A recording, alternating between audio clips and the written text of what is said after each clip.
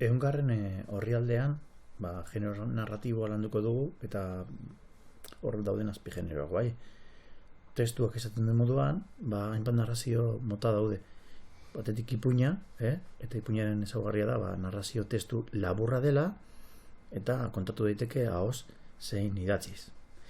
Eleberria, ipuina baino narrazio mota luzeago da, eta badaude hainbat motatakoak, abenturazkoak, fantasiazkoak, historikoak, eta azkeneko narrazio mota hemen azaltzen dena da alegia.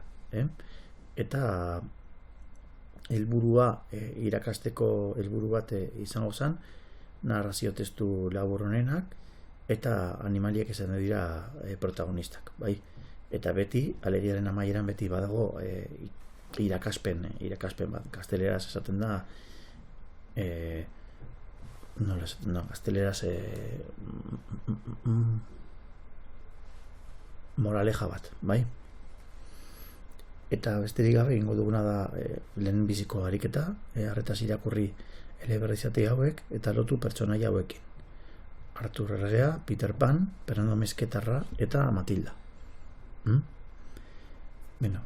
Atestuan abaltizketako festak 8an Joanetan izaten dira, Amezketatik gora, gaintxo batean dago herri hori. San Juan egun batez abaltizketara joan zen Fernando. Festa usainak baino gehiago, sabela ongi betetzeko asmoak eman zuen ara nonbait. Argita garbi Fernando Amezketarra izango da atesturen zatiko pertsonaia, ezta?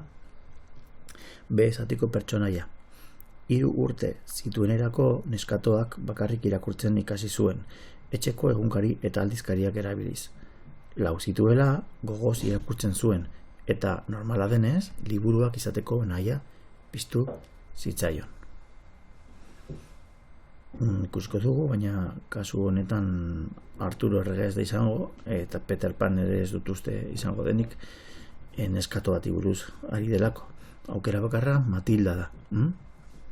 C.